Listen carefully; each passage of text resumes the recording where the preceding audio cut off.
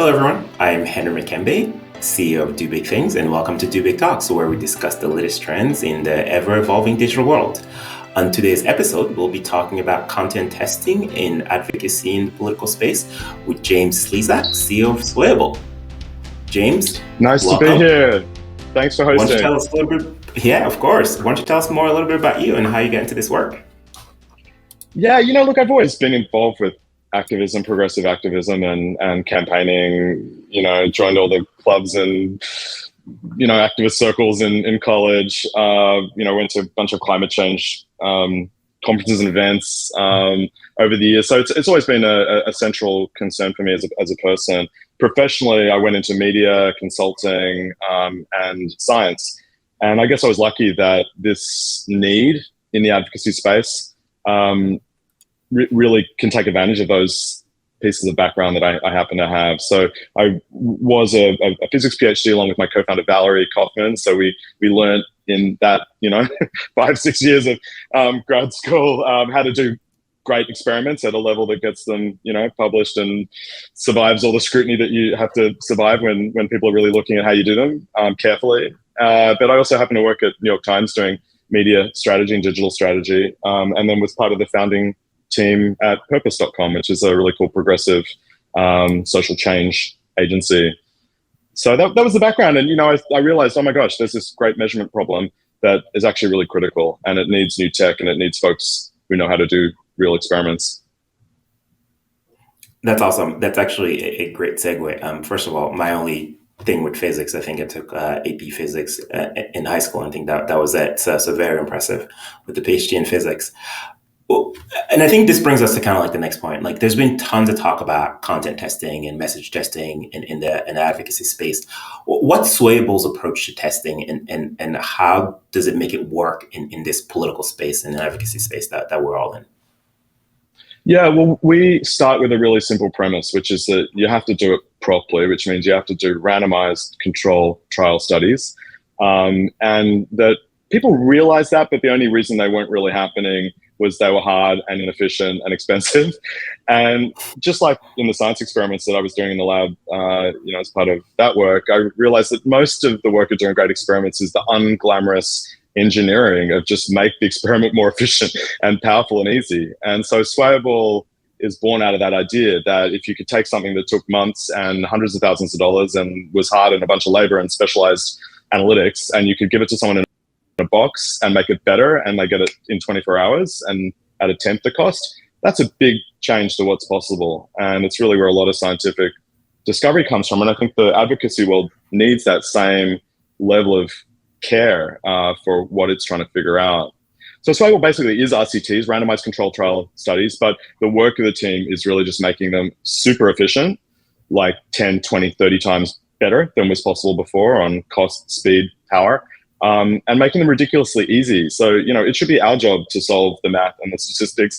The minute that somebody doing this is starting to ask folks who have a million other important things they're thinking about to start worrying about, the precise, significance tests that are applicable, or the precise reweighting for, the post-stratification, like, that's the wrong conversation. There are folks out there doing important work, and they need to rely on dedicated specialists to get that stuff right and make it easy for them, not because they couldn't understand it, but because they've got other stuff to spend their time and energy on. So we put all the complexity under the hood.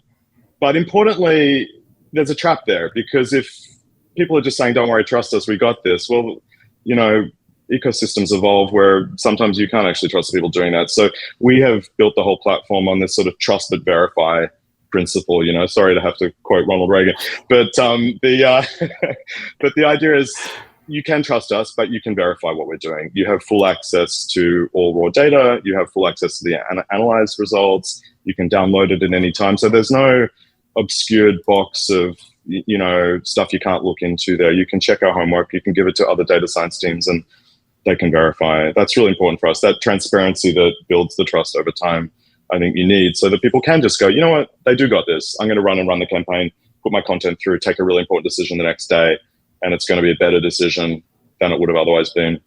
Yeah, I think to me that's very important, right? Because I think we very much come from the day where one consultant had to like magic solution and messaging, and that would resonate to all of these various audiences. So I think having a scientific and methodological approach to kind of testing that allows you to then verify it on your own, I think it's something that has been really, I think a good departure for the advocacy and political space. Speaking of which, since you've entered the space, how have you seen content testing evolved in the space? Yeah, it's come in leaps and bounds, and it's probably been the thing I feel best about. You spend years doing something, and you hope that you can be part of catalyzing some useful change, and it has changed a lot. I think when we started, we got a lot of pushback. Why do you need to do RCTs? They're really hard. Maybe you don't need to do them. A lot of people are doing something called poll testing, a bunch of methodologies that didn't really make any sense. Hey, what if I said this thing to you? Would you be persuaded by that? That was the methodology for figuring out if a message is right or not. In fact, that's still how it's done, a lot of the time. But that's obviously pretty meaningless data. I don't know what's going to persuade me. What kind of question is that? Imagine that I was not told something. Would my real opinion change to some other opinion? And then basing entire decisions for some of the world's most important campaigns off that kind of evidence, it really kind of hurt me that was what was going on. There's a person who had seen great experiments done and knew they were possible. So that's shifted a lot. I don't really get that much pushback on that topic anymore. I think that, smart folks in the space have really had the conversations and have recognized first that, you need to get real evidence about a change that you're causing with a message. And an RCT gives you that. And second, that you can do them in a really efficient way. And that is the best available evidence for whether your message will cause the change that is your job to change or to cause. Yeah, I think from my perspective, I agree with that. But I also think the fact that people understand that you can't be speaking to everyone the same way in the same channel, in the same medium, I think has helped us helps us help client think through, okay, what is the message that will best appeal to this segment of the audience, to this segment of the target audience? And that's led to people being more open to doing content testing in a more scientific way, in a more replicable way, right? So I think in some way, the proliferation of targeting has helped people evolve how they do message testing and content testing. And I think that's great for everybody involved, to be honest, because people get messages that resonate to them and are more likely to lead them to take action, right? And I think that at the end of the day, if you want to try to create change, you want people to take action when they receive that message. So I think from my perspective, the growth in targeting has led to also the growth in kind of content testing. And I think that's great for everybody involved. Yeah, and what I love about that point, and what I know your team does in a fantastic way, is there's targeting and there's sort of more sophisticated targeting. And once you start to get results on how messages move different segments, as you guys do, you start to ask questions like, okay, which ways of splitting up the audience are more helpful versus not? I think there's a lot of assumptions that, for example, we'll just have this one partisanship score and we just target by that, or even, that the demographics are the only characteristic. I think there were a lot of assumptions that went into targeting in the past, but they couldn't really be tested properly. And now you're able to say, hey, you know what, actually this split doesn't really matter, but that one does. Age matters a lot, but on this topic, ethnicity maybe doesn't. On another one, maybe it does, or maybe some attitude about, a kind of a broader social topic, how socially connected somebody is, things that people didn't think to ask before, that weren't in the models, that weren't in the targeting, the turf sort of lists and are making their way in there because we see this evidence about what works with different groups. That's a great point. And speaking of things that you didn't know before, what was one of the most surprising tests or results from a test that you've seen lately? Yeah, it's like it's constant surprises, which is part of what's cool about it. I think if people knew what was going to work in advance, always, we wouldn't be needed. So it's good to see it. I mean, we did some fantastic work on the, policing, Black Lives Matter and, police reform, defund movements. And those were some really thorny debates about, what kinds of messages work, as you said, for different segments. And also what are the goals of different groups? Because I think part of what people started to realize was that some groups are working for electoral success of candidates, others are working to put a topic on the agenda that wasn't on the agenda. And so, where are the trade-offs real and where are they feared but not real? I think the group, the work you guys did to show that, there were ways of discussing the police reform movement, phrasing like reimagine and slogans like that kind of advanced the goals both of the movement organizations as well as the electorally focused,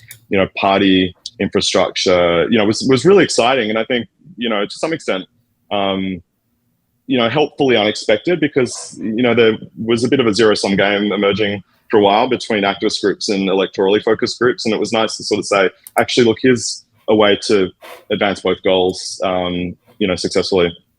Yeah. What did you think about that work? Yeah, I think to me that work still stands out because I think, what we did find out for folks who haven't gotten a chance to study is that our work, DBT and Swayable, basically we found that reform and reimagine the police resonated with a lot more folks, specifically Black folks, than messages that were anti-police were like defund or abolish, right? To me, that still stands out because from my personal perspective, I was really all about, defunding the police, right? And I think it resonated with me innately. But I think once we got the study back and I was able to kind of peel the layer back, just really thinking through how, I can see the perspective of other people and really helped us kind of think about how do we tweak messaging from that. And to this day, I think it helps me take into account, don't take anything for granted, try to do as much testing as possible, so you can uncover those nuggets and those nuances that help you kind of message better. So that one for me, I think really anchors a lot of my thinking around why testing is still needed, even about things that you feel very sure about personally, right? And also helps you recognize that sometimes you do bring your biases to work and sometimes it works out well and sometimes, it doesn't. And so that trust verify is still kind of important, despite the fact that it comes from Reagan. Yeah, we did some related work for the Democratic Party more recently in a similar vein, responding to critical race theory attacks from the hard right. And some of that stuff was really interesting as well, because there was a similar dynamic, sort of debates between folks who were starting with a more activist perspective versus folks that were starting from a more electoral perspective. And again, what was really exciting there was that, some of the trade-offs were real and some were not, that there were folks who felt like sidestepping the discussion, avoid the topic, pivot quickly to, the laundry list of real achievements that, the party was making was really the only approach. And there were others that felt like, well, then you're avoiding an important discussion that we all have to have. You can't just let these people say these horrible things and just go, okay, next topic. And it was really exciting to see that actually, in some cases, a really, strong response to those, just outrageously racist attacks, helped actually and brought folks along that, could see the strength of the argument to say this is an obvious attempt to divide us and, that we shouldn't be, tricked by it basically. So that was really cool. And, it did it had a lot of currency among folks thinking about that topic in the midterms. It was sort of, I met with many folks, including congressional representatives that had, said or candidates that they'd seen that and that helped them understand, that they did have opportunities to push back in some places and they could bring people along with them. And that there are ways of doing that aren't in, tension with getting elected. No, that's great. And this is kind of, I think, bring me to my next question is what are some of the best practices that you've seen that people should be thinking about when they're thinking content testing? Yeah, we always encourage people to test early in the process of developing a message. If you've already had a lot of meetings and developed a concept, let's say for an advertisement, and then it's all ready, and then at the very final step you test it, that's better than not testing it. Some of that stuff won't work at all. Some of it will only work with some segments, as you and your team would really well know. But before that ad was made, a bunch of other discussions were had. And actually, there are ways to test some of the assumptions going in. We do a lot of message testing where the message that goes into an ad is tested. And you can show it to people just with text. And we've got a whole way of making that really easy for people, so you don't even have to begin thinking about the ad concept. And then before you made the ad, but you have got the concept for the ad, you can even test that. Often you've figured out who will be the messenger, for example, and you can show them and you can put words in their mouths, or you can, have them speak a voiceover, even if you haven't produced the video ad, but you've got maybe a still image and then the voiceover. A lot of that is much easier. You could do a lot of them before you make one ad. So you can learn something that's really important that goes into the choice you make before the next step. Do I make this ad or do I make that ad? So the best practice stuff we've seen and the biggest lift has been doing stuff like we've been doing, where the message is the first thing decided. Those decisions are informed by the best available evidence. Then the concept is created out of that. We're going to have people from these communities talking and saying these points over here in this environment. And we're going to end with this call to action, whatever the full concept is. Great, test that. And then the final ad is usually tested if it's an ad. No, that's awesome. Yeah. So I think integrating testing along the way, not just at the end of the product, I think is a very good thing for folks to do it. And I think they can do it, in different medium, right? I think people just think they could just only test an ad or something, but you can test a welcome series, you can test, a series of things. And I think folks should really be thinking that through. I think that's great advice. And to wrap us up here, you've been doing this for a while. What do you think is the future of content testing? Yeah, I think we've gone from 3 or 4 years where this was basically close to impossible for any, small organization and hard for big ones, to something where now it's really accessible for any organization that's got, a normal number of people running around that really counts as an organization. We really want to push it further.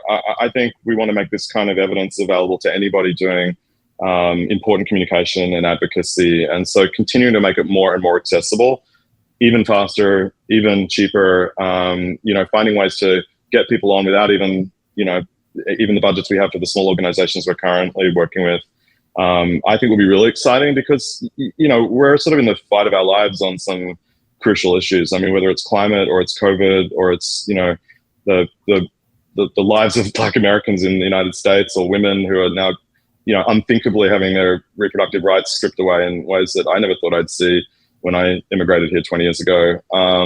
We have to win these battles, and we win them by having effective conversations and doing effective broader mass communication. So we're highly motivated to help get more groups doing this. And, as you said, kind of having that moment of empathy with the audience that hasn't thought about the issue as much as maybe you have if you're the activist or the communicator. And how do you bridge that gap? How do you learn if the thing you're saying works? So I would hope everybody involved in this kind of activism and advocacy ultimately has access to this kind of evidence. I can agree with you more. I think, creating those moments of empathy, getting people to kind of relate to the work that we're doing for some of these fights that we're involved is really, really important. And testing it to make sure that when we do deliver those messages, they can resonate to as wide of an audience as possible is really important. Well, James, thank you so much for joining us. You bet. That was really fun. And thanks again for incredible collaboration. You've got an extraordinary team, and I know everybody on my side always loves working with Do Big Things, and I think we've learned an enormous amount working together. It's just a great collaboration model, and looking forward to more great things, more big things. Absolutely. And everybody else, thank you for joining another installment of Do Big Talks. If you have any topics you'd like us to discuss, shoot us a note. My email is henrym@dobigthings, and stay tuned for a future episode. Have a good one, everybody.